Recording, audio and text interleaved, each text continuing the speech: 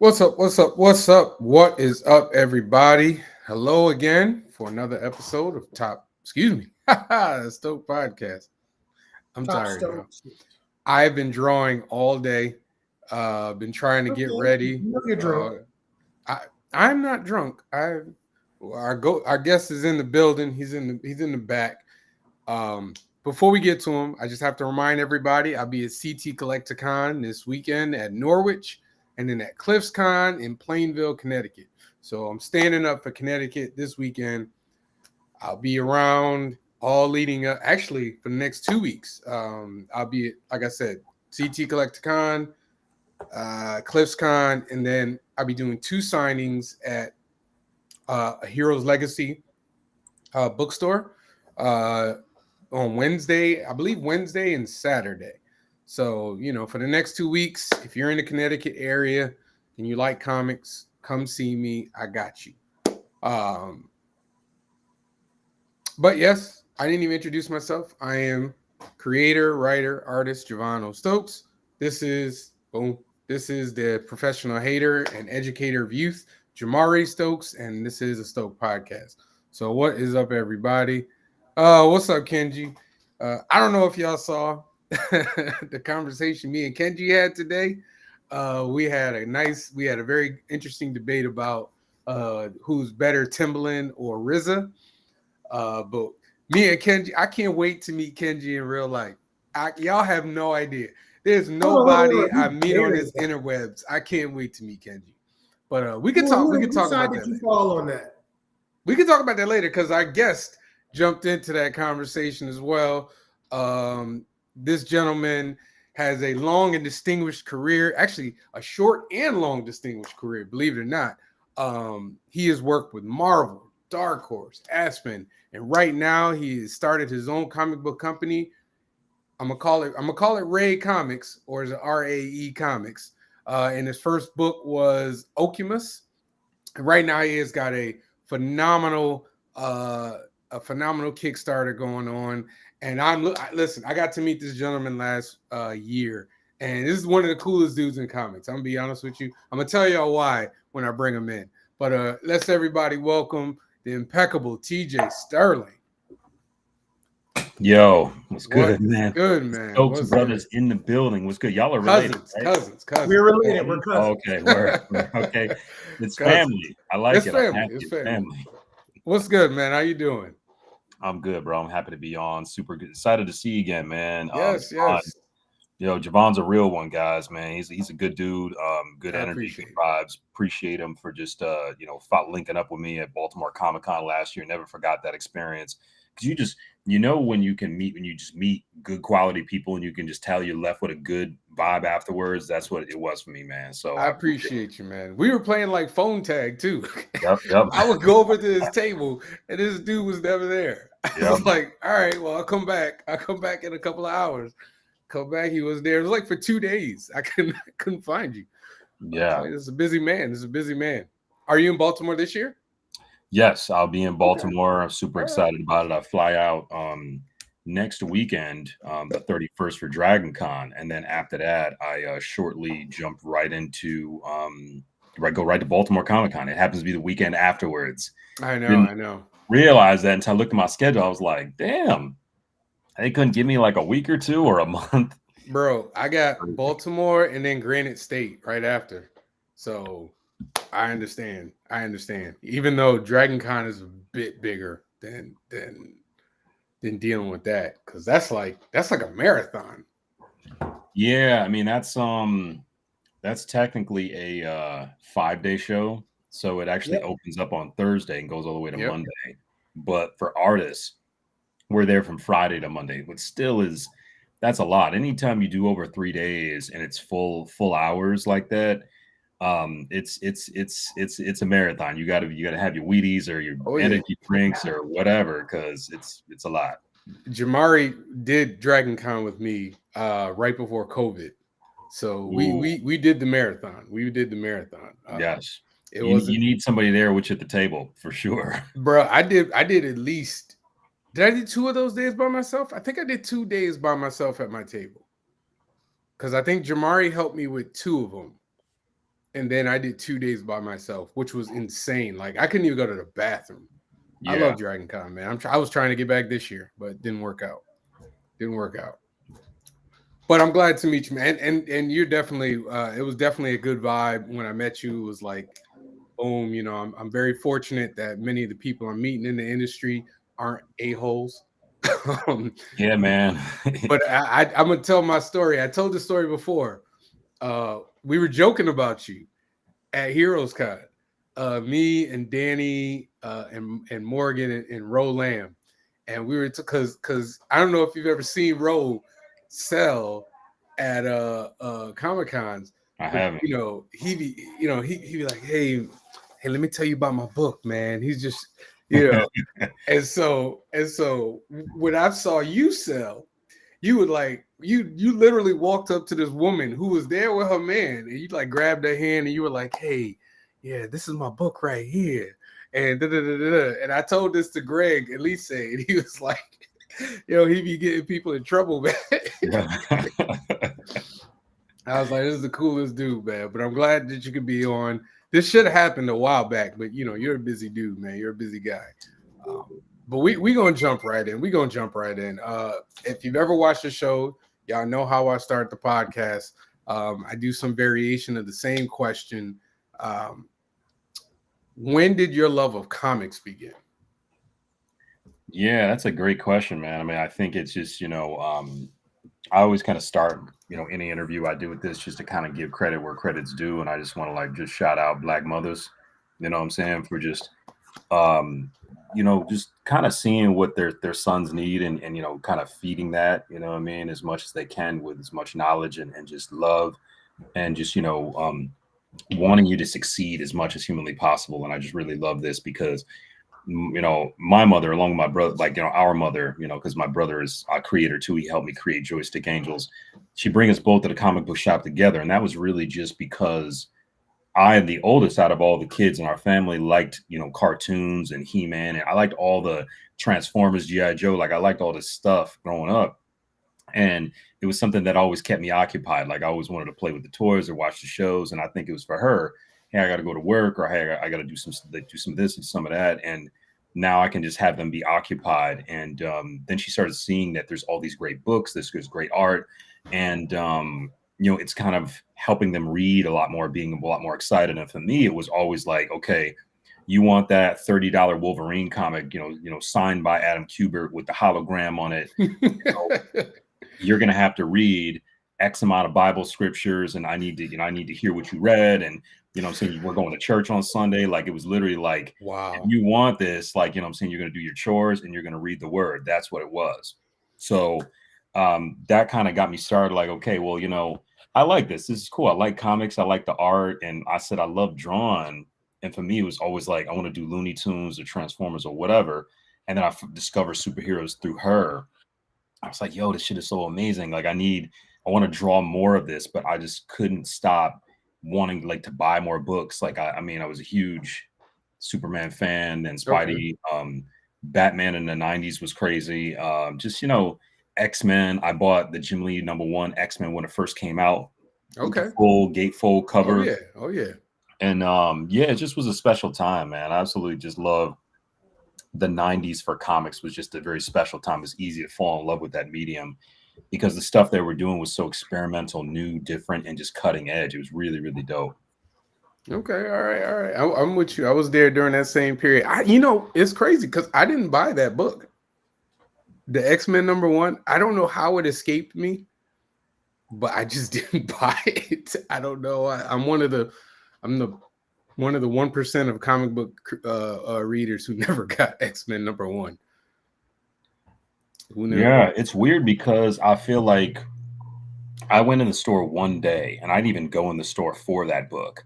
I just happened to see it on the shelf and I was just like, whoa, I have to have this. And then maybe a week or two later when I came back, they weren't in stock anymore. So I think they went quickly. Yeah. They started doing like the broken out variant covers of all the different versions, you know, to collect those, and they retroed it. Like it was just, I just think they flew very quickly. I don't think they lasted very long on that shelf, to be honest. Right. Yeah. And yeah, shout out to Black mothers. For everybody watches the show know my mom was an artist, And it was the same thing, you know, when she saw, actually my dad, my dad, my uncle, his dad, they're, and the rest of our uncles are all in the comics. Yeah. So, you know, I got a couple of comics from my dad that my mom gave me, and I'm pretty sure that's how I got into it. And then it was just voracious appetite. So I totally understand. I didn't have to work like you had. You know, I had to do Bible verses. I probably would have been a scholar of the Bible if I had to. That's awesome. When did you realize you could draw? Man, I very rarely tell this story, but I'm going to tell this story because you know, it just feels right. And so because I'd always kind of doodled, like, you know, coloring and drawing and just doing anything with a pencil was like the way my brain could really be. It was just hard for me to stay fully attent on anything. Like I just wasn't excited by science. I wasn't really excited by math. English really wasn't my thing, but art was something I always got on fire for. I always found myself to be really interested in, you know, whether it was like painting stuff or like sculpting or just, you know, playing. I mean, I used to build little figurines like, you know, with like Sculpey and plastic and, you know, and Play-Doh. And I used to build all this shit as a kid just because it was in here. And I'm like, I want to like, you know, just put my hands around something. Right. And I think for me, drawing was one of those ways that I could conceptualize a character or figure something out, how it could look, you know, on paper. But one of the coolest dudes I'd ever met, this dude named Dwight Wiggins. You know, brother Dwight was a dude that went to school with my mom back in Jersey. And Dwight was like, you know, just he was the all around kind of like dude. He could do everything. He was a martial artist. He could draw. He had a dope ass car. Like he was just that cat on the block that everybody wanted to be. That was Dwight.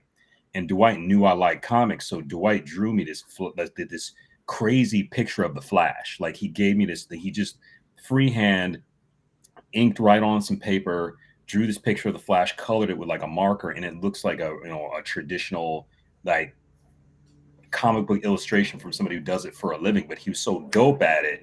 I was like, yo, this is like the dopest Flash picture I'd ever seen as a kid, and it wowed me. And I was like, yo, man, I want to draw like this. I want to be able to do like that. You know what I'm saying? And then mysteriously, Dwight, you know, disappeared. Like, you know, he was one of them cats. Like he just dropped off the face of the earth. No one knew. His family didn't know what happened to him. He went on a trip and never came back home. And no one ever knew what happened to Dwight. But you know, his energy stuck with me. His passion for art and martial arts and all these things stuck with me as a kid because again, I kind of idolized him.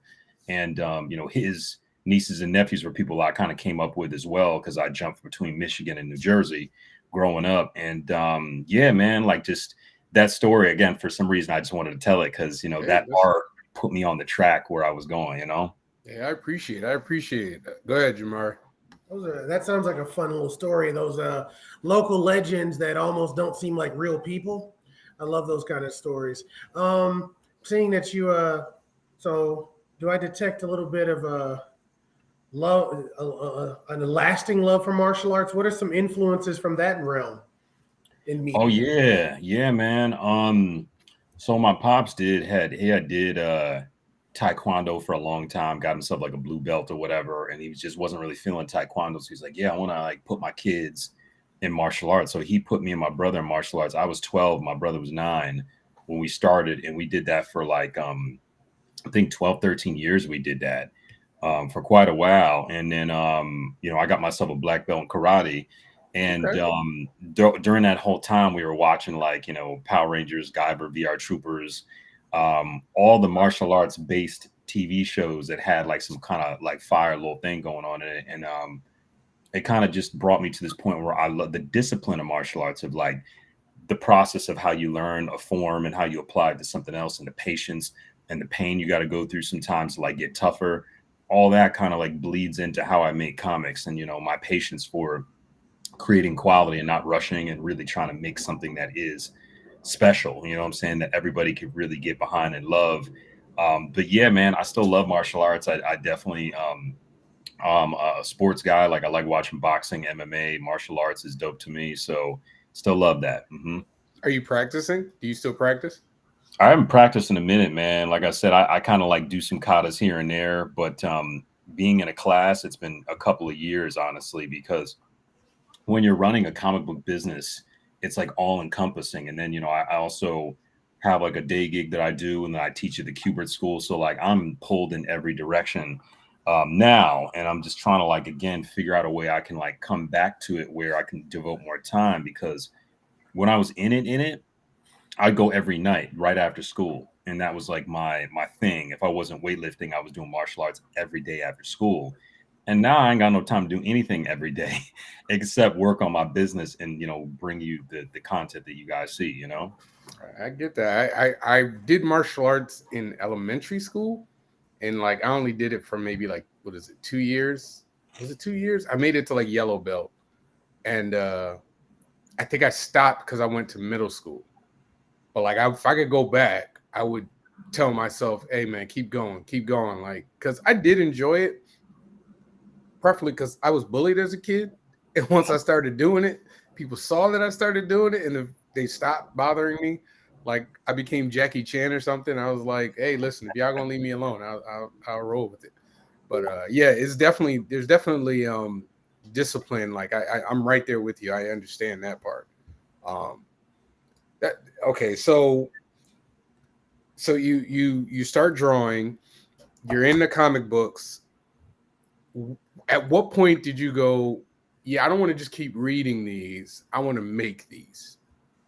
Yeah, I mean, for many, many years, I mean, I aspired to be a Marvel and DC comic book artist. Like, I mean, you know, my favorite character was Swamp Thing, and Really? yes, favorite character out of all of them was Swamp Thing, and then I'd say a second would probably be close second, maybe be Batman, and then maybe Spider-Man or something like that. I mean, I did like I would say I was a huge Wolverine fan too. I thought Wolverine was dope.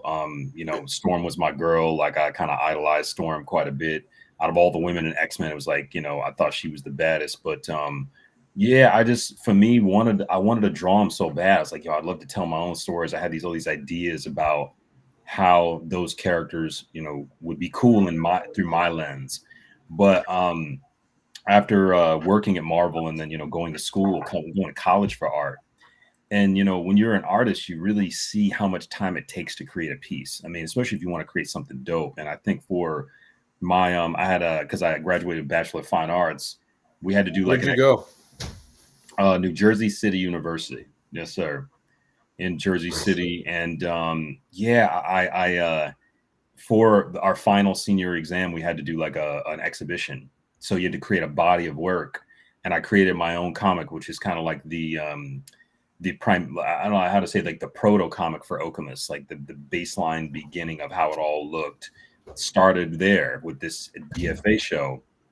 And I had so much fun working on my own stuff. And I was like, yo, this is amazing. But I was still working at Marvel as an intern at the same time. And I was like, yo, like people at Marvel are slaving away for stuff that they can never own. They can never own any of this stuff. You can go in the sandbox, you can play with the toys, but you eventually got to leave and give them toys back. But I'm like, yo, I got all these ideas for many, many years of being a comic book fan. Why don't I just make my own shit and put all my energy into that? And then I'm always going to own it. I'm always going to be mine. You know what I'm saying? So. How'd you get the Marvel internship? Now you were living in New Jersey now, right? Or were you in New York? At the time I was living in New Jersey. That's right. And I was going to school out there too.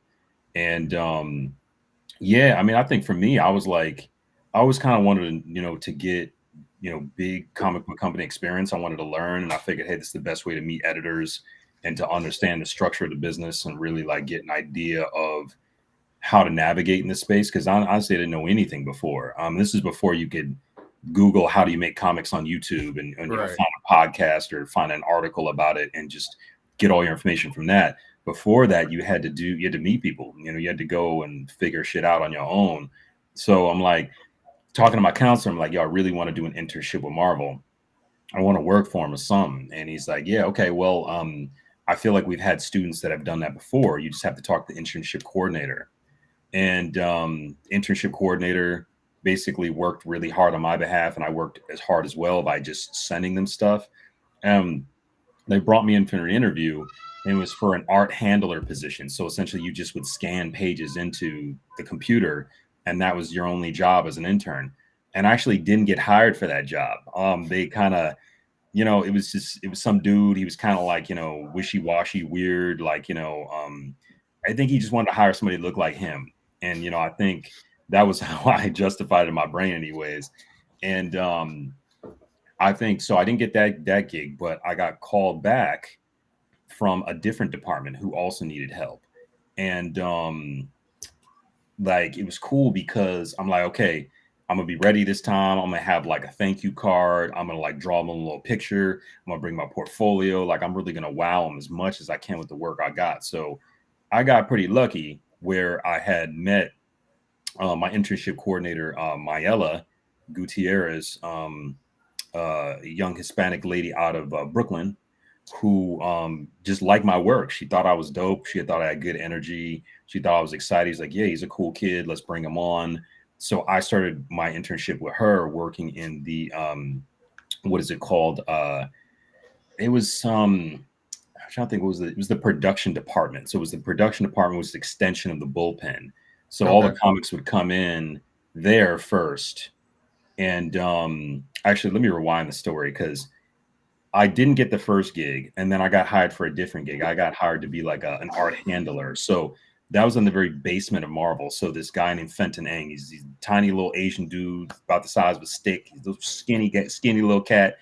He hired me, and we would just basically send freelancer comps. So if you work on a book, you get a copy of it. Whether you're in Brazil or whether you're in Tennessee, you get a copy of the book. And that's what we were doing first. I did that for one semester. And then that's when Mayela said, hey, you know, I heard you got an intern that has Photoshop and design and art experience. And that's when I had brought in like some art and showed them all the shit that I could do. And they were like, yo, let's give this dude another shot. And I was there with him for like a year, just doing mostly that work. But it was just like a lot of hustle, man. A lot of like, you know, people who were just vouching for me because I was hungry for it. I really wanted it. But I was consistent. Like I didn't let them forget about me, you know? And still to this day, like I could walk up to Joe Quesada or anybody who's working at Marvel at that time, and they're gonna remember me because I've been there for so long, you know. Okay, all right, go ahead, Jamar. It's pretty awesome. So what was what's a core memory from that time when you were coming up, you were making a name for yourself?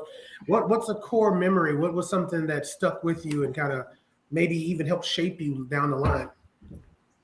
Yeah, it's really did the format of the business. I mean, they had an editorial team for each book. So Spider-Man had, you know, 2 different editorial teams, whether it was for Amazing or, you know, Spectacular. They had different, X-Men had a couple of different editorial teams. We had moved from the building on Fifth Avenue to a building on 50th Street right behind Times Square. And essentially they had gave away a ton of comic books. I mean, they had a library filled with graphic novels, with trades, just mostly trades, hardcover, softcover. They gave all these stuff away to the interns. So us as interns, we walked away with boxes of books. I mean, boxes, free books, you know, great stories, you know, some very like just some old school shit they'd never even seen before, or that had been retroed that they had in their archives, which is a really cool thing.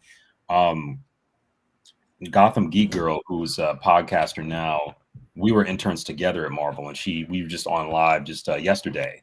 But she'll tell you a whole bunch of these great stories. So that was a lot of fun. But also just building those relationships, man, were really important. So like when I could walk up to a con and they'd remember me because like I had helped set up a booth at New York Comic Con for them one year, just having that face recognition so they can be like, okay, look, you know, like, for example, I ran into CV Sobolski, who was the talent scout at Marvel for many years. And he remembered me because I'd be in meetings with him and with other interns.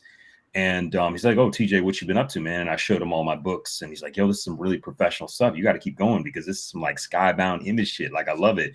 And just getting those types of nods and people seeing what you do, because it's really a relationship business. You know what I'm saying? It's like, okay, building with people so they can see what you're working on and you can really like take it to the next level from there, you know? Yeah, I totally agree with that. I mean, honestly, that's really cool to be on, you know, like first name basis with people within, you know, one of the biggest comic book companies in the country. I mean, I know personally I'm working hard to try and get on first name basis with a lot of creators. And that's kind of it's an unspoken part of being in comics, you know, that people don't really talk about a lot, like the networking and getting to, you know, making yourself known within the industry. A, as somebody who has talent, and B, you know, as somebody who's, you know, people don't mind working with. So, you know, it's really cool that you got that that experience. I'm not jealous at all, you know.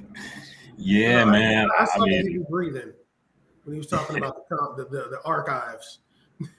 Hey, listen, I'd love to walk away with some books, man. Don't get me wrong, man. I would have been, yeah, that would have been the day I came with a cart. Like, hey, all right, just load it up. Let's yeah. roll. I come with a little hand truck every day and just like little box and just load it up, man. Like, I would have been what right can there I with take? you. I'm taking all of that shit. They'd be like, that room right there. Everything need to go in that room. Yo, Don't worry about it. That room will be done today. But yeah, that's cool, man. That's really cool. Now you've done work with other companies as well, right? You've done with Aspen and was it Dark Horse? yeah. Dark Horse. I did a cover for Dark Horse. Little like right after my work with Marvel. I did some interior art for Aspen. I did some, you know, maybe 2 years ago, I did some stuff on a Batman book too, which was pretty dope. I just did layouts and background art and shit like that. So it was fun. It was a lot of fun. I mean, the deadline was tight. It's kind of like, hey, you know, we need it in 1 week, you know, out of nowhere, and drop everything you're doing to work on that. But yeah, it was fun. I just haven't had a huge interest in getting back into work for other people just yet. I think it's more now. I have certain stories and certain books that I want to really get out there and finish and complete, and then I'll be down and ready to do more. But at the moment, it's just like working for myself. And if anybody who's watching, I know there's streams live, you know, please check out joystickangels.com. And we can pin the link to the website so people can take a look at the Kickstarter, see what's going on, and see what I've got to offer right now. Oh, we were getting there. Don't worry, we were getting there. I got you. Yeah. Oh yeah. I'm prepared. Don't worry, man. I told you know with this show, I tried to like Bitly, I try to give people you know an opportunity to get to know creators because you know you're an independent creator. You know, half of it is people wanting to connect with you. Yes. To even just buy your product, which is you know one of the things I didn't expect coming in. Like I generally thought like my book was just going to sell itself. Like I didn't have to like be personable or be a personality. And the truth is you kind of have to, you know, like you got to be memorable. Like if you're not memorable, you know, or, you know, full of energy, like I've seen you know, we all have our different styles of selling. You know, I've seen your style. I've seen, you know, Greg Elise's style, you know, Danny and Morgan. I see how they roll Lamb. You know, we all have you got to have your thing that makes you, which was really cool to see in person. Like I got to be honest with you, you know, I don't want if you haven't met TJ yet. TJ don't sit on the other side of the booth. TJ stand in front of the table. I wish I could be like that, but I like to sit down from time to time. Yeah, yeah, man. So I think that's one thing that a lot of the new creators are still learning. I mean, or just have not understood yet that comic books. I mean, I think I've ran into some creators that are kind of that they get upset sometimes when they can't, you know, get like if things don't hit the same way as it does for like, okay, well, I got this great book and they're excited about it. Why isn't it selling immediately? Or why aren't all these people showing up? Or why, you know, am I not getting connected with all these new people? And I try to like remind them that like comics is not like it's not an aggressive business. So if you're going to come in and try to kick in the door and be super aggressive with how you connect with people, you're just going to kind of turn people off. Like it's kind of like the wrong group to do it with. It'd be good if you did that. If you're on the football field, if you're, you know, if you're in a karate dojo, if you're, you know, MMA, like you can have that aggressive energy there. But with comics, it's very it's a patience game. Again, it is relationship building. So you have to really be cordial, respectful, cool, relaxed, and, you know, kind of take your time with getting to know people. And you can't like, again, beat people over the head with your idea. You really have to just be relaxed about it. And it's a longevity game too. So if you're in it for 3, 4, 5, 6, 7, 8 years, you know, and you're just consistently being a good person and treating people right, you're always going to get put on. People are going to say, hey, you know, I know this great guy, like, you know, I want him to do one of these shows, or like, you know, with you and me, man, like we linked on the Grand Estate joint, like, you know what I'm saying? It's like, that type of thing right there. Like, yo, I know this dude, I want to vouch for him. He can come in and do a good job and enjoy this convention. And I would only do that, you know, because I thought you were cool as hell. I was like, yo, I know this dude. I like him a lot. He's a good person. You know what I'm saying? Like, and he's got great work and he's hungry. So he needs to be here. Like these types of things. And that right there is like how I got put on too. Like, and, you know, just being hungry, but being a nice guy, appreciating people and not like pushing too hard. And then people like, yo, this dude's hungry. Let's get him in here. Let's, you know, give him a shot and see what he can do, you know? Yeah. And, you know, a huge part of it is who, like you said, is who you know.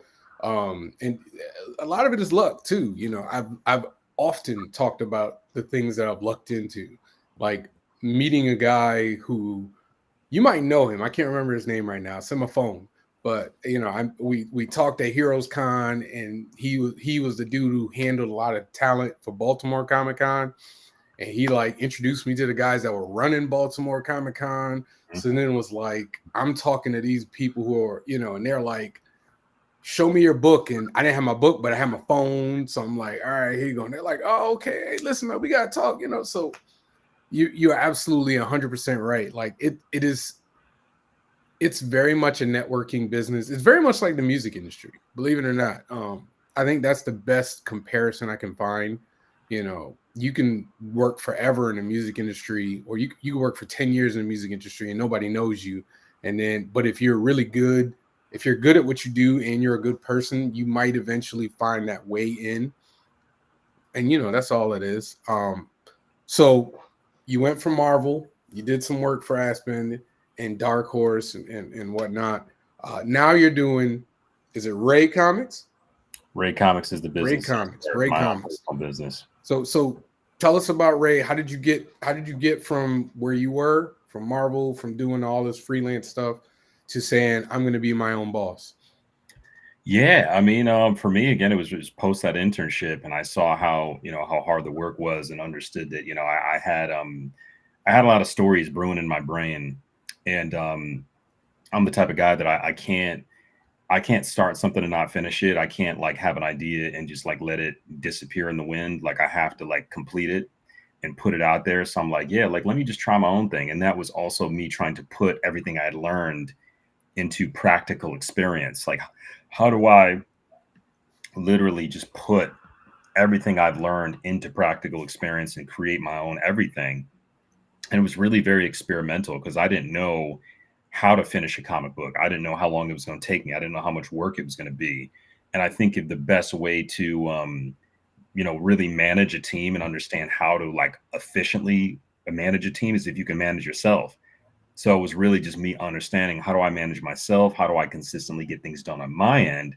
So I know how to direct somebody when they're working for me on their level, on another level. So yeah, kind of an interesting thing, man. Like I said, I just think for me, I just had all these cool stories I wanted to tell, and I just couldn't let them go, man. Like I couldn't let them go. Like I was just, I had this bug. Like I have to finish these stories. I have to really, really do it and make it happen. And yeah, you know, it just, I think it kind of led to that. Just and for me too, it was experimental to just see like how could I tell a cool story and do something that nothing had never been done at the time. Like black Super Sentai comics weren't really a thing in the 2000s. Like, you know, you didn't really see them at all.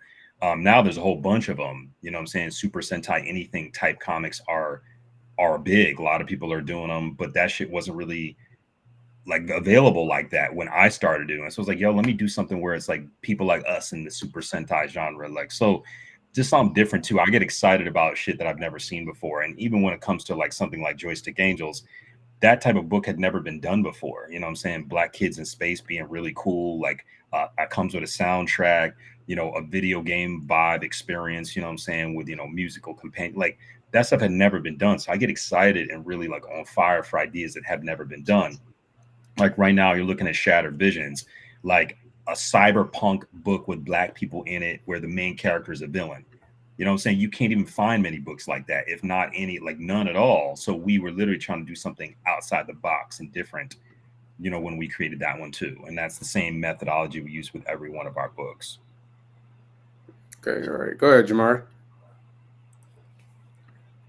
You know what? I'm actually wanting to ask you for some recommendations because Black Super Sentai Comics. Who else is doing this besides you? Well, This sounds amazing. yeah, there's a couple of new guys that are doing something that's Super Sentai-esque with black characters. I can't remember the name, but I know Power Ranger comics got super crazy again, the last couple of years. So Image and Boom, even DC's got their own type of Super Sentai character. So yeah, I think the genre itself is kind of exploding right now, more than it was. It just wasn't much of that going on in 2015 when I first dropped this book. So again, now I think it's just like, okay, you see something, you see something that's missing, and you try to address it. Like, let me create something cool for it, something cool and something different. And that's kind of why this has been like a legacy title that a lot of people love, and it's been around for a minute. By the way, I've seen these books in person. The artwork is phenomenal. I gotta be honest with you. I'm a little jealous. I'm a little pissed off. To be honest with you, because now I gotta get back to work, and I gotta one up you. No pressure, no pressure. But yeah, man. Honestly, this is really good. Go ahead, Jamari. Dang, I just had the question and it dropped on me. What is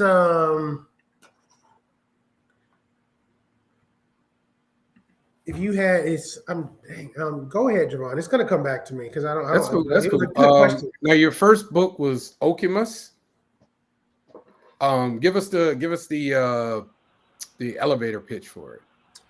Yeah, so Okemus is a sci-fi martial art action story where the main character has a latent superhuman ability trapped in his DNA, and warriors from the future, a desolate, destroyed future, essentially are there to try to steal that power for themselves.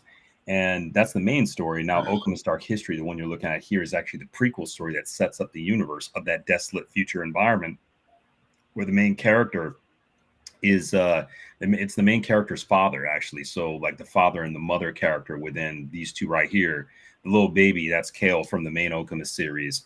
And yeah, so that's literally the main character that what is it called? His parents are in this story, Okemus Dark History. So we're kind of, the main story is something I write and draw, and then Okemus Dark History, I just collaborated and wrote it, and then had Sean Hill do the art.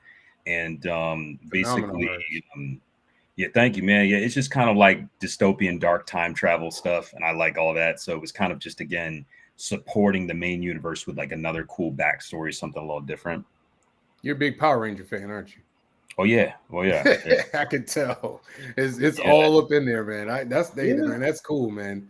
I always like to see, like you said, stuff that's not done before, like, because a lot of people don't quite understand, like, there's a lot of superheroes out there, like, especially like in the independent and realm, and it's kind of hard to stick out. And what you're doing, like, I think the only outside of Power Rangers, the closest thing I could think of is what, like Radiant Black or Radiant, that's the closest, variation version of it. But that's white people. And just really cool to see black characters occupying realms in which we haven't really taken part in before, especially the heavy sci-fi element there.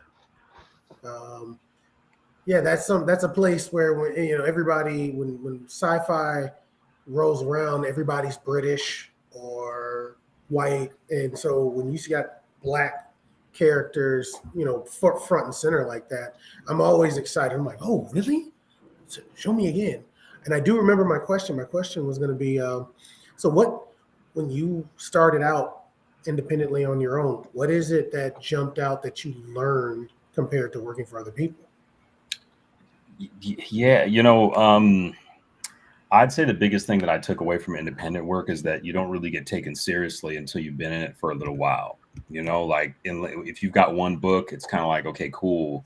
But a lot of people do one or two books and then just bow out because it's hard ass work. It's not easy at all. But when you've been it for years, and you've got graphic novels and trades, and you've got you come out with a new book. If you can come out with one new book every single year, you can build a consistent fan base. But doing one book every 2 or 3 years, every 4 years, it's just, you know, if the fan base can fizzle out, the interest can fizzle out. So I just say the consistency factor. You got to stay consistent, because if you don't, it's just easy to just fall off the horse, you know? That seems true for anybody in a creative space, that if you're sharing something that you've created and you build an audience, the only way to do that is through consistency. So yeah, that definitely sounds like it tracks. And to add on, your audience, like the people you are trying to sell to, a lot of people are really hesitant to buy like a number, like one book, like unless it's like a graphic novel, like 100 200 page graphic novel where they feel like they get a full story. But if you're trying to sell a series and you only got like one book, like that's really hard, because that person has no idea if they'll ever see number 2, you know. Yeah. And I remember I didn't even do my first con until I had 3 books. Like that's how long it took for me. Like I think I did 3 books in 2 years. I want to say I did 3 books in 2 years. And so like when I finally did a con, it was like, all right, I got 3 books. So it was a lot easier to be like, hey, buy these 3 books. I give these 3 books to you for like $15 or whatever my deal was back then. But like you have quite a few books, and you got graphic novels. You got like you got multiple titles. And I think, like you said, that's when people start paying more attention to you. Like that's when people start looking at you like Lonzo Starr and Mike Watson and like guys who have like universes. And you know, then like you said, they take you seriously. They're more willing to spend more money, you know, because they can buy like, oh, I can get this graphic novel, and then I can get the prequel, and like that. Number one, it's cool to do a prequel. I'm gonna steal that idea to do a prequel. I'm gonna steal it. You know, hey, listen, man, you gotta learn. You gotta learn. But yeah, and that's really cool. And your style is very anime manga-esque. Is that on purpose? Yes. Okay, so do you have? Can you switch it and do like a different style, or is that what your style looks like? I would say again, it's very much a hybrid. I mean, again, I was a huge fan of like Joe Mad and J. Scott Campbell, Michael Turner, and Jim Lee. And you know, if you look at their work, it's very Japanese anime inspired in terms of like, you know, the bigger eyes, the slimmer bodies, the longer faces, longer torsos. So I kind of like having like a slight hybrid style, because to me, American style is dope. It works. But I think having something a little bit more versatile, having a little bit of an East-West flair or flavor, it just makes it even more dope. You know what I'm saying? Kyron Silva, what up, bro? Hey, what's up, Kyron? So are there any particular influences, any manga or series that that influenced you just as much as some of the Western stuff that you named earlier? Yeah, I mean, I'm a humongous Guyver fan, Berserk fan too.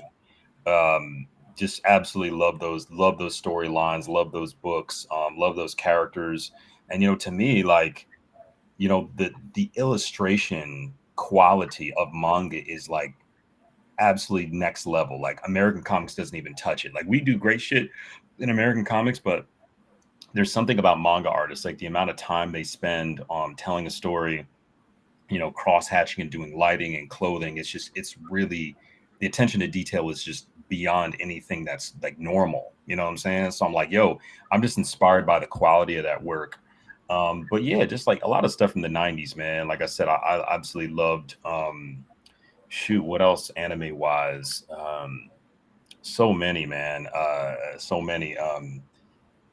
Trying to think, MD Geist, Fist of the North Star. You are hitting all of the like deep cut 90s classics stuff that only like the OG fans will remember. I haven't heard anybody mention MD Geist in I mean, I was a huge Dragon Ball Z fan. Like Dragon Ball was my shit back then.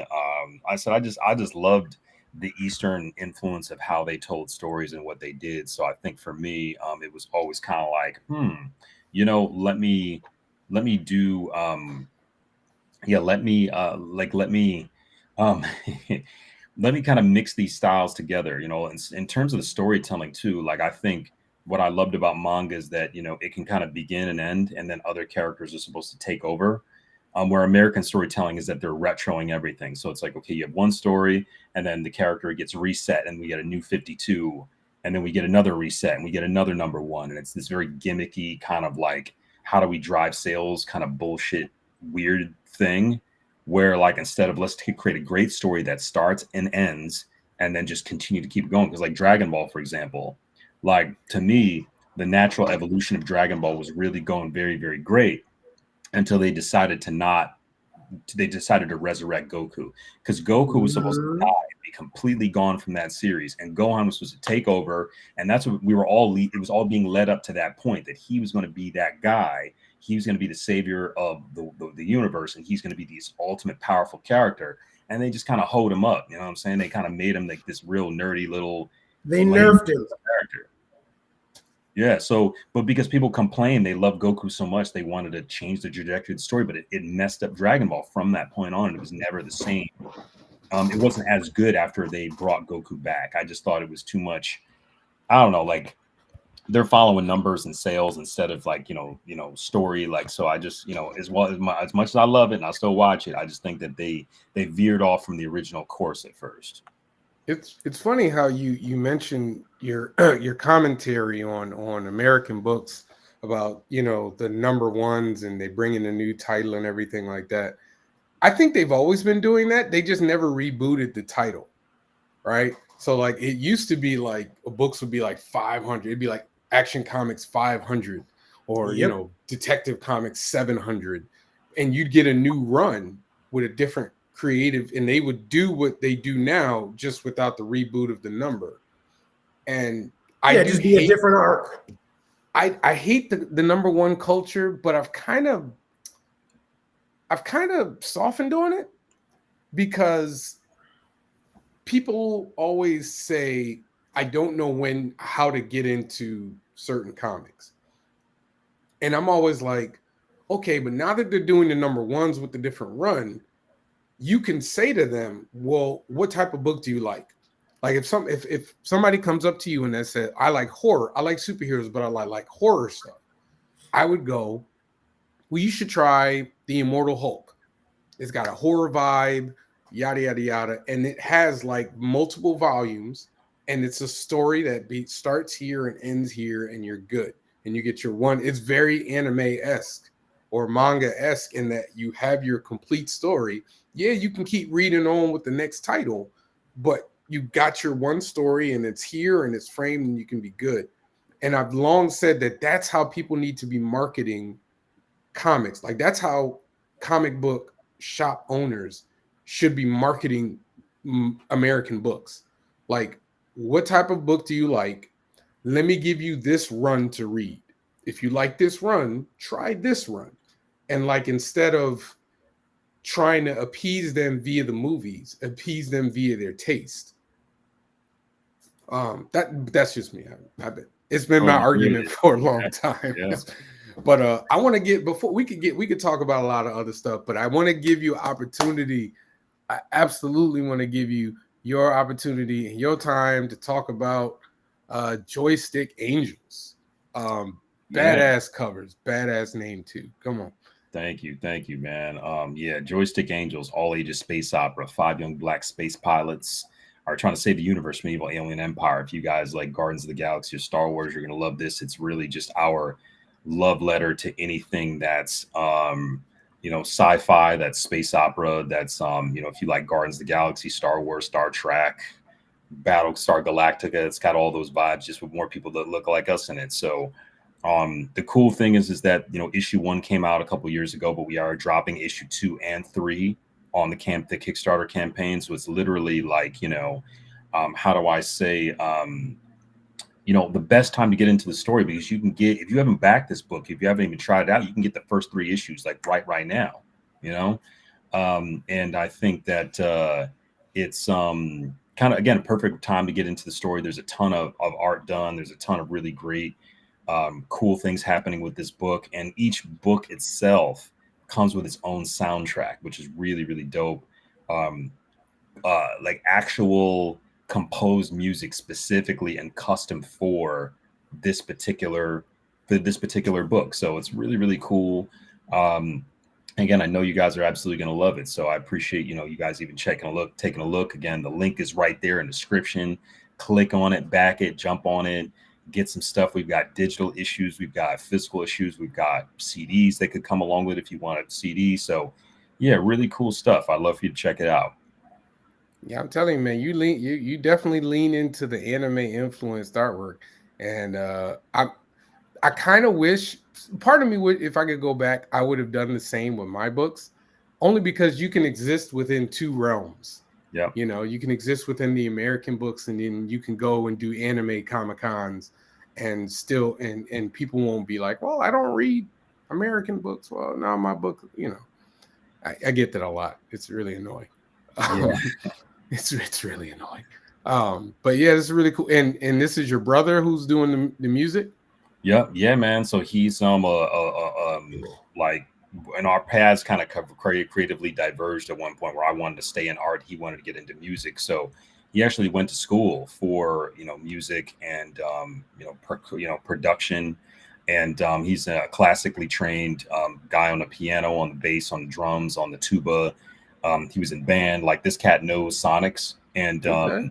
he, like me, is, again, a big fan of comics, but also, telling stories through music, through audio. So when you buy Joystick Angels, each one of the issues comes with a digital download for the soundtrack, takes you to Apple Music or Spotify, where you can stream it for free. And it kind of just enhances the experience overall as you read. So it's really, really cool. And yeah, I know you guys are absolutely going to love it. It's really dope. I mean, this is amazing looking. Go ahead, Jamari. Yeah, I'm this just looks looking at really the books. good. I'm looking at this. I'm wondering if I see. I'm questioning if I see some video game influence in some of this too, but that Absolutely. also converges in there as well. The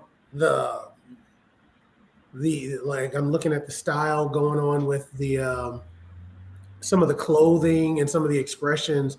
I'm reminded of the Fantasy Star series a little bit. This is this looks really interesting. So what else? Here's something. If you had just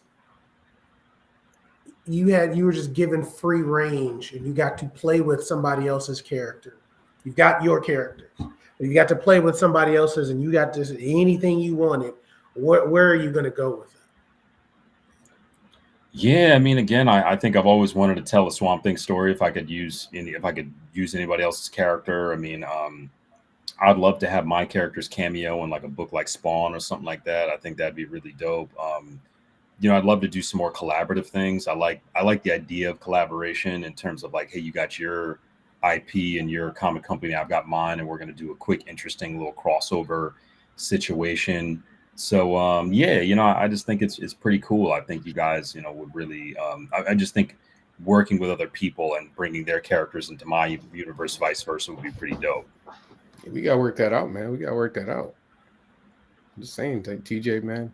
I got books, man. We can work that crossover out. I know you're a busy dude. I'm a busy dude. It's funny. People always say, "Hey, you guys should do a crossover," and they're like, they don't have no idea. You have to stop everything you're doing, and then start this thing over here.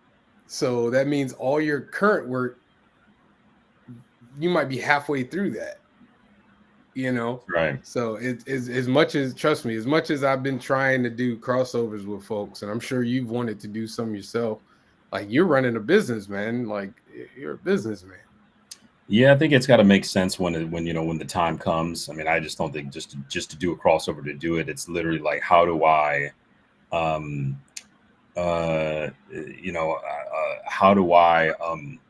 do something that is organic and natural and feels right and feels like it makes sense.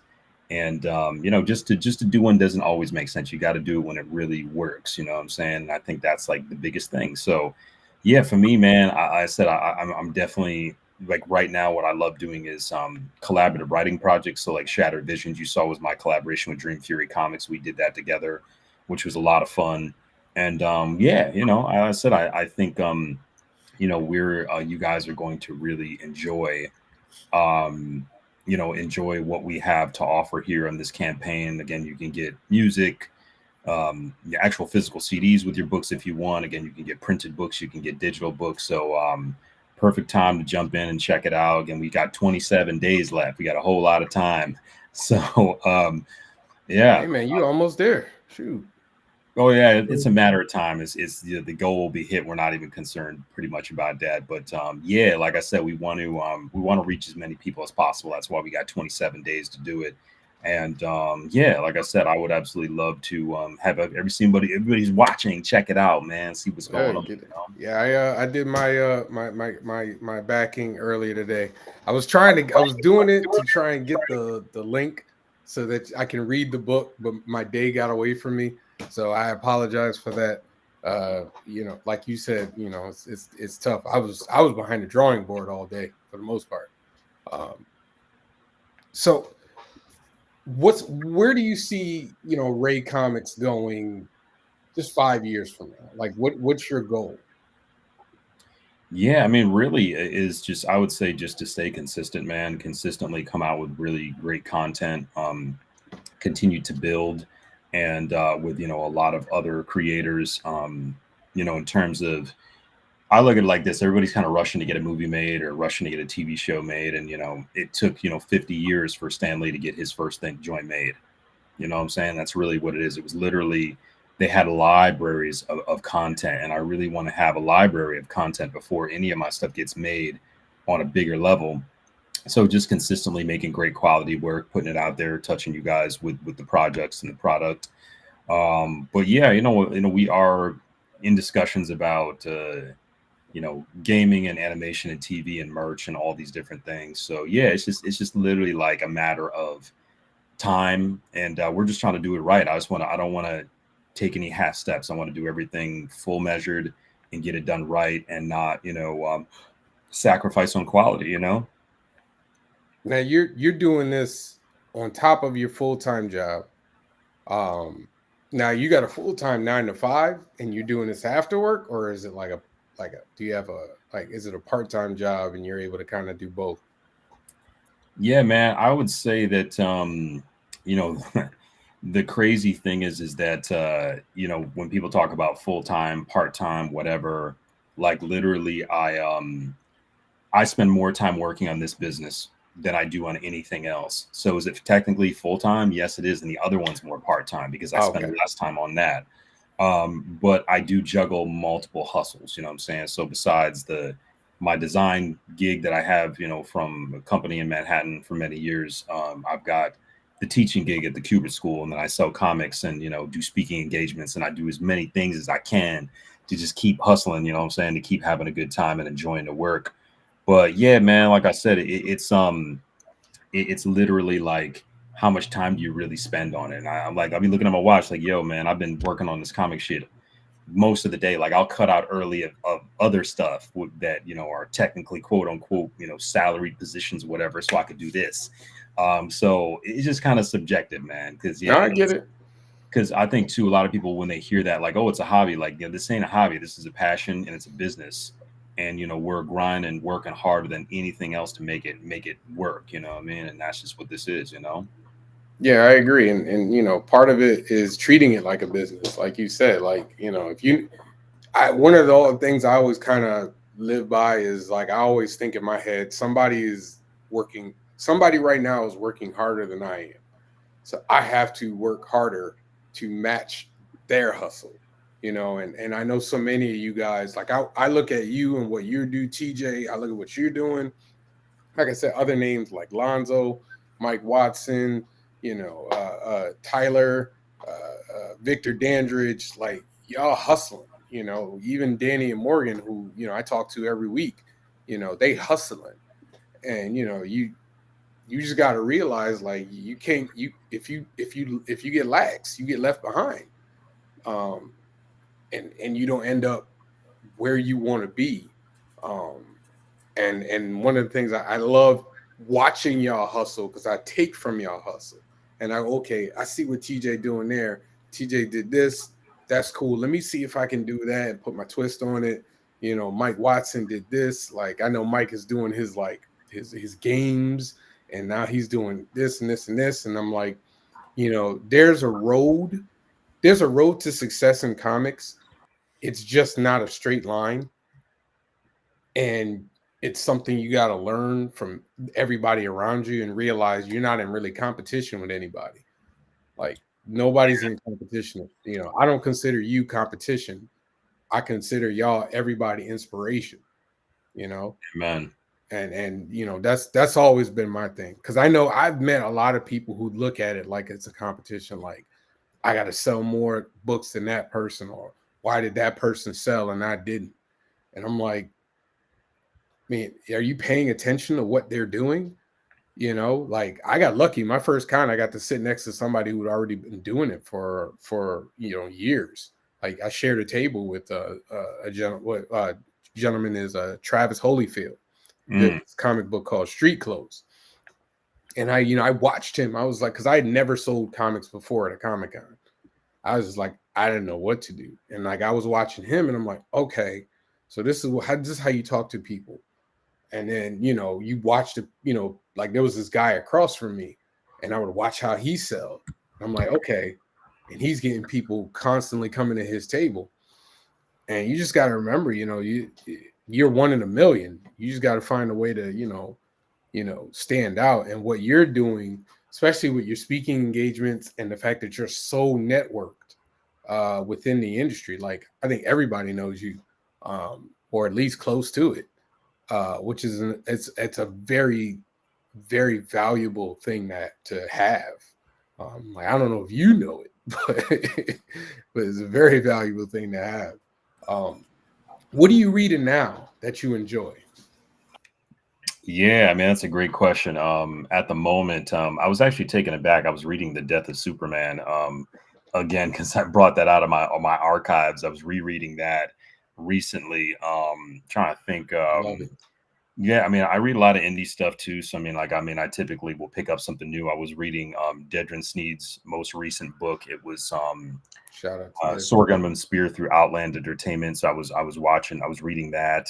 So yeah, like I said, I'm constantly buy and read indie stuff. That's like my favorite thing to do right now. I was a big Invincible fan for many, many years. Love it. But I haven't bought any mainstream comics in a long, long time. I haven't done the Marvel or the DC stuff in a minute, to be perfectly honest, because I'm like, hey, I want to put my money into indie people. And my thing too is you got to put your money where your mouth is. If you want to support indie, you have to not only just ask for the support, but give it. You know what I'm saying? Right. So when people are like, okay, you know, you got a Kickstarter running, whatever, and then they literally see that, you know, I'm a super backer because I've been backing campaigns for years, almost 160 campaigns. Like I back every single campaign I can because I want you guys to succeed just as much as I want myself to succeed. So it's just, again, that type of energy, that vibe of like putting your money where your mouth is and things like that, you know? Yeah, and that's a big part of networking too, like that people don't understand. Like you said, putting your money where your mouth is. You can't ask for support and you don't support nobody in no way, shape, form, or fashion.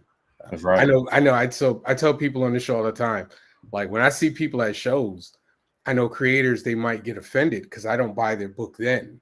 And the reason I don't do it is because my profit margin is so low. But like when you do a Kickstarter, I got you on the Kickstarter because I can budget that bad boy in. Or I'll be like, hey, come on my show and we gonna promote. Like I try to support however I can within whatever budget I can. But you know, you got to support if you can't support, you know. That's really cool. I did want to ask you this. So you saw my link today because you're a music fan. I'm assuming. You saw the post about Timbaland and RZA, and you did chime in. Why did you pick Tim? Yeah, I guess to me, like, you know, RZA is absolute genius. Let's not get it twisted. RZA's that guy. He's still very versatile. Again, obviously, he's gotten into acting and all kinds of stuff in movie production. He's a brilliant dude. To me, I just think that, you know, Timbaland's one of the greatest producers like in the history of like music, period. Like he's just a versatile cat. He's like, for example, I love the Neptunes, but you know when it's a Neptune beat because they literally sound the same on almost everything. Even when they're not trying to sound the same, they sound the same because they have a signature sound. And there's not much variation or deviation from it because that's their bread and butter. But Timbaland could do something for Nelly Furtado or for Jay-Z, or for Justin Timberlake or whoever, and it all sounds different. It doesn't sound like it's produced by the same person. Like this cat, the way his brain works, I just think he's one of the most prolific dudes. Like he's a master painter in terms of sonics and sound. So and I've been following him since, like, he was producing shit for Jodeci. So I'm just like, yo, this cat, his style has evolved, and you never know. He's like a guy who'll keep you guessing, but it's always going to be fire. That's what it's always going to hit. What I loved about Timbaland was, like, I don't know if you remember when 1 in a Million dropped. When Aaliyah 1 in a Million dropped, everybody was copying that beat. And Tim just said, okay, I'm not going to do that beat anymore. And he started doing like crazy other stuff. Like Timbaland was just like, okay, y'all can take that. Y'all can have that. I'm going to do all this stuff over here, which is why I had him over RZA. Because I always feel like RZA's beats kind of blend together sometimes. Yeah. Like, not that, again, like I'm with you. He's a genius, but like his beats tend to like blend together. Like you said, I know a RZA beat when I hear it.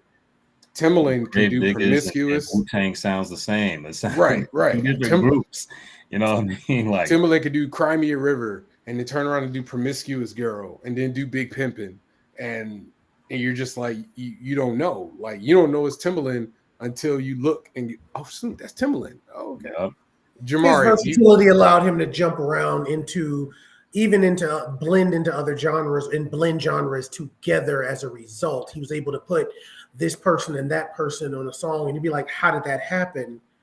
But it makes sense when you hear that. And I do believe RZA found a way to do that later on, but as just as you pointed out, RZA has a signature sound. RZA created something beautiful with Wu-Tang Clan and all of the affiliates and everything with it. But aside from some outside stuff that most people don't know about, then his stuff pretty much stayed in a lane. It's kind of niche.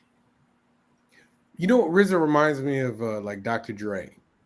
Like Dr. Dre is a phenomenal producer, but like there's a sound, and you're just like, yeah, that's Dre. But like y'all said, like Tim will be all over the place. Like if I played you Dirt Off Your Shoulders and Pony, you wouldn't think that the same dude produced both of them. There's no way to tell. That's when someone's a real artist and not just somebody who got something that works, a formula that works and recycles the formula. This dude had a dinosaur on the beat. He had a dinosaur roar. Like that was when I was like, all right, he took the motor out of a baby doll and turned it into the backbone of a really great R&B pop song. So he always found unique ways to play with things. He, as you said, he was always switching styles, and he was very much aware of what was going on in trends around it, because he didn't suffer fools lightly. He has not, from what everything I've ever seen about him. I don't know where did you get the idea to compare those two? I would not have compared those two producers. No, somebody else was having it. Somebody had posted this, like it was like a Final Four style March Madness thing. It was like a March Madness type bracket, and they had RZA versus Timbaland, and they had RZA winning. I'm like, in no way, in no world. Nah. If you put 20 of Timbaland's best beats and songs against 20 of the RZA's, I would say maybe like hip hop grimy heads might roll with RZA, but they might still be bobbing their head when he hit to Big Pimpin' and all those other hip hop songs. Like, yeah. And so I was going back and forth with somebody on that one, and I was like, "Let me song for Pastor Troy that was hot. He made Pastor Troy hot nationally." Man, he did. I didn't even realize it until I saw it today. Y'all remember that Omarion song, Icebox? Icebox? Yeah, I knew that was I didn't realize that was Tim. I knew that was his. I didn't know that was Tim. I liked the song and then I hated it, but now I like it again. No. It's been some time. But tell us where you about to be, man, because you travel a lot. Yeah, man, I'm gonna be at Dragon Con next weekend. Then I'll be at Baltimore Comic Con. Yeah. I'm gonna do a show in LA called CamCon coming up. It's all black comic convention in October. Then I got New York Comic Con, maybe Anime NYC. So just grinding, man, one step You're at not a doing time. Granite State, man? Not this year, man. Like I said, it's difficult to get back to the East Coast a lot of times, and I'm booked quite a bit now for shows out here. So You're in the. but I like that show a lot. I really like Granite State Comic Con. I'm definitely hoping to pull up the next couple of years or whatever, because the organizer's cool, the show's cool, the vibe's cool. I got to take a quick bathroom break, gentlemen. If I can just come. Yeah, go ahead. Go ahead. Go do your thing. Back. Go ahead, do your thing. We'll talk about RZA and Timbaland. Yeah, I mean the conversation came from that. And it's funny, there was a lot of people who came on and they're like, you know, RZA is the better producer because he established the style of Wu-Tang and everything. And I'm like, man, that's great. But he's no, like, somebody tried to say that, somebody literally said in the thread that Timbaland wasn't as innovative as RZA was. Excuse me? And I'm sitting here going, there's no way you can believe that. There's no way. I'll even put something else out for you. Name somebody name his acolytes as a producer. Who, Tim? No, RZA. I mean, he did influence a lot of people. Like I don't want to take anything away from what RZA accomplished, but I'm not taking it away from his accomplishments. I think, like I said, I just think that if you put their catalogs against each other, like Kenji and I were going back and forth on it. Kenji talking about, oh well, you know, RZA was the better rapper artist. I'm like, yeah, okay, but that's not what the argument was. The argument was, I wouldn't even. I mean, RZA was a good rapper, but I mean, I don't think anybody's calling him like top 25 rapper. What RZA is really known for is being able to bring together this collective of rappers, create a mythos, and he created what Wu-Tang became. So all of that, you have to give him that acumen. The man is absolutely. Business wise, I can't compare. Absolutely. But just if you're just talking about production, right? You're just talking about, because what are you going to say? What's his signature song? What? I know Triumph? Triumph. You might want to say. Some people might say Wu-Tang Clan ain't nothing fuck with. It could be Cream, something like that. One of those. So you pick that three. I can just randomly go in a grab bag of Timbaland stuff, and it's gonna go crazy. Cry Me a River alone. Are you that somebody? Are you that somebody? Smash. Smash. Try Again. Pony. What'd you say? Try Again. Try Again. Pony. 1 in a Million. Missy Elliott's whole album. Super Duper Fly. I'll even give you some his first couple of those shock value albums. Listen, he tried to play me. He tried to play me like, you know, I was like, listen. I don't even want to talk because and if you don't talk to me, because I own Bobby Digital. Thank you very much. I own that album. So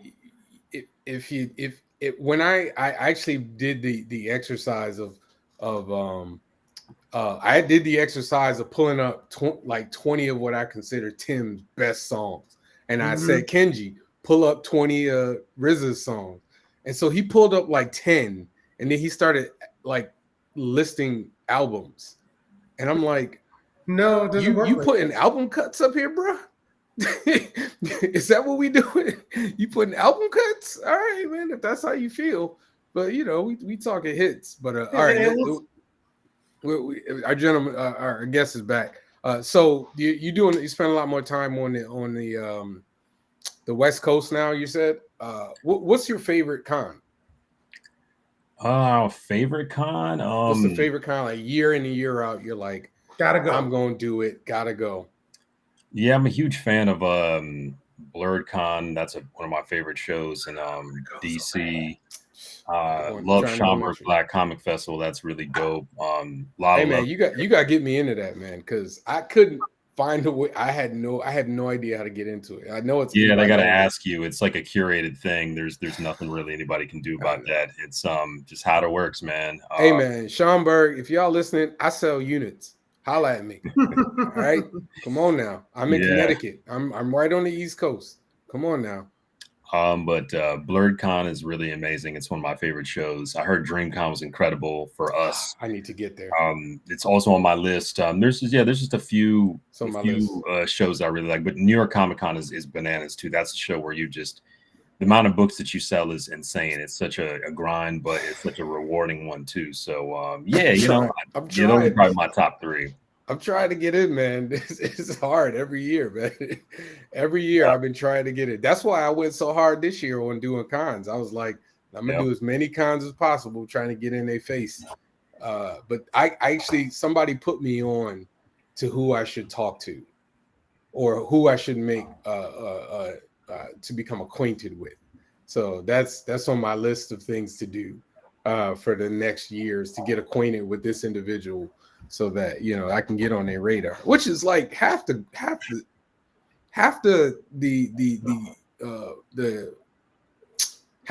battle is getting on, like finding out who's in charge of these cons and being like, hi, I make books, basically, and just putting that's in their face, so that eventually they can go, okay, well, we want you to come in, even if they just give you a table. Yeah, I mean, it's how do I say it? It just takes time, man. I mean, that's just one of those things where, like, there's no perfect answer to it, because it's like, every show is curated differently, and certain artists get in before others. I feel like when you put a lot of time in and you have a name recognition, like, they look at your application a second time. But even for somebody like me, if there's an artist that is working, like doing covers for DC all the time, they may get in before I do, even if I've done more work, because they work for the big two. Like, the indies sometimes don't get necessarily favored compared to, like, the big two people. Oh yeah, absolutely.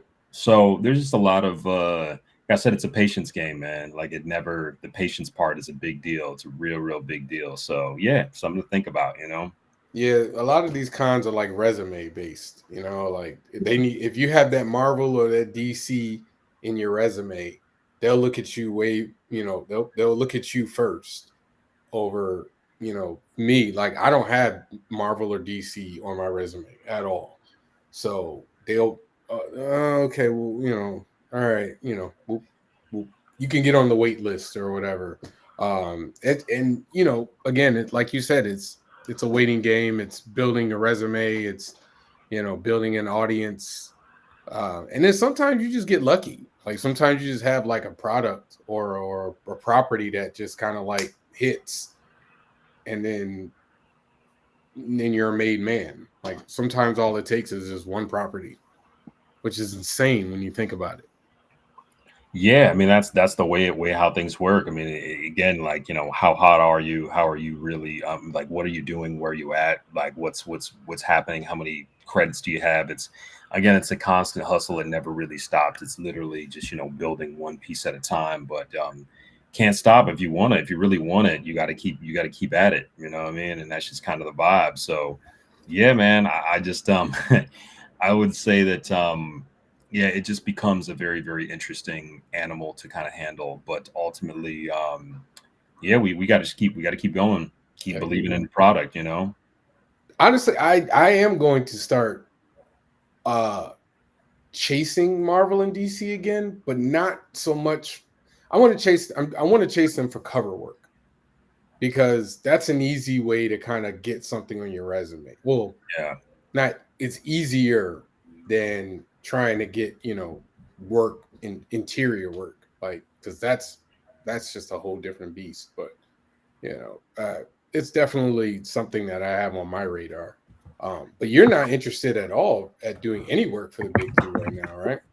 Not at the moment. Yeah, it's not really striking me like that. Again, I've got a ton of really cool stuff coming out of my own, publishing house that I want to like see completed first. And like I said, I'm also thinking about my energy and my time. And I'm like, yeah, man, like there's so much time it takes to get this stuff done. Let me just stay focused on this, dive into this pool, and really put all my all into it. Because literally, that's really what it is, like just the time it takes to get stuff done on a good level. So yeah, one day, but right now I'm cool, man. I'm just chilling right now. So before we go, we got about 10 minutes. Tell us about the Kubert School. How did you get involved with that? Like, how did you become like a teacher? Like, where did that come from? Yeah, I mean that was I'm trying to think again. That's just like relationship building, man. Like I think it was just me being at cons and me running into the folks at Kubert School, and one of my homies, Lloyd Briggery, worked at the Joe Kubert School. He was the only brother there. You know what I'm saying? He was just like, yo, we need more teachers that look like us. So they were like, okay, who do you know? And like, I happen to be one of those people that, was recommended by Lloyd Briggery, who's also a very talented illustrator, writer, artist. He's a really dope dude. And from that point on, they kind of courted me and they were like, we'd love to work with you, but it has to be in person. And I Really? didn't really have the time to get up in my car and drive every single day to a school and only do 2 or 3 classes or whatever. Like I needed it to be virtual. And, nothing happened after that point. It was kind of like a stalemate in the conversation. And then when the pandemic happened and everything went virtual, that's when all of their classes went virtual. And they kept a lot of those classes virtual because they realized that, hey, we can have something really, really cool happen virtually, and have all these different creators, teach from all over the world. So now, again, I teach all my classes virtually for the Kubert School, and I have a lot of fun doing it. It's really dope. Now you're teaching how to make a comic. What's the Yeah, the first couple classes I taught were basic drawing classes, like fundamental drawing, stuff. And then now I teach how to make your own comics, which is essentially a business class on Okay. how to run your own comic book company. That's awesome, man. That's definitely a feather to have in your cap. Yeah. That's Yeah. definitely a feather. It's fun, man. It's like I said, it's just giving back and building with people who are hungry and excited about comics the way we are, and they're fresher, wet behind the ears, trying to figure it all out. So if I can assist, I'm happy to help. Shoot, I've even got the consultation service that a lot of people take advantage of. I do just charge an hourly rate for my time, and people want to know about how to get into and do the stuff that we do and where to look and how to build, relationships, as well as like who's the right printer or who's the right person for lettering. Like all that stuff is a big deal. So yeah, the best way to do it is just, again, give back any way you can and have a good time, man. That's awesome, man. Listen, I wish you weren't in Cali, man. I'm doing this con next year. I want to get you. I would love to have you on, but that's quite a flight. Yeah, man. I think the best bet is like we all at the same con, like New York or something like that. Then we can just pull up, man. Hey, man, we gonna be there in Baltimore, man. I think a lot of us are gonna be in Baltimore. So Yeah. and I think a lot of us are gonna be in the area because I know Mike Watson and his crew, they're gonna be at a different con that's in the Baltimore area.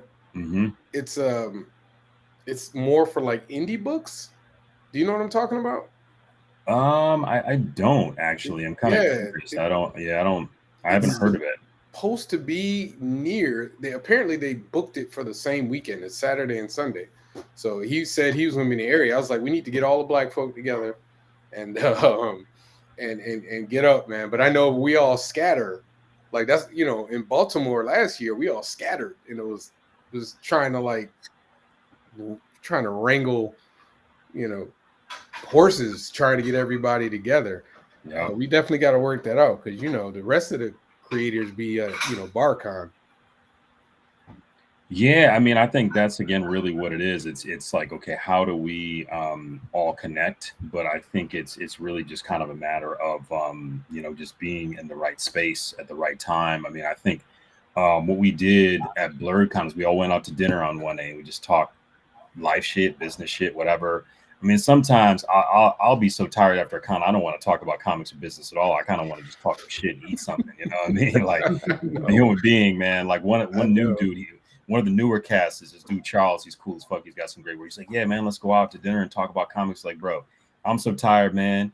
I can't even see straight. I'm not trying to talk about anything except what I'm going to order on this menu. You know what I mean? So, man, listen, I'm there with you. I had lunch. I had dinner with Dennis Cohen after Terrificon was over, and he literally sat down and he looked at me. He's like, I don't want to talk about comics, and I was like, me neither. we just had dinner and talked about everything else. But yeah, we got to at least have dinner, man. There's too many of us, that's going to be there. We just need to. What table are you at? Do you know? Shoot, I don't even know, man. That's a great question. I'll have to see Baltimore Comic Con quickly look at my email. What table did they assign me? Shoot, Ars Alley confirmation. It is. Yeah, I don't even know. Damn. Where are you at? Are you under your name or are you under RAE? It should be under TJ Sterling. Oh, there you are. No. I see A17. A17. Word up. A17. I'm at the hell am I? D36. So we are not close to each other. Yeah, we were pretty far from each other last time, though.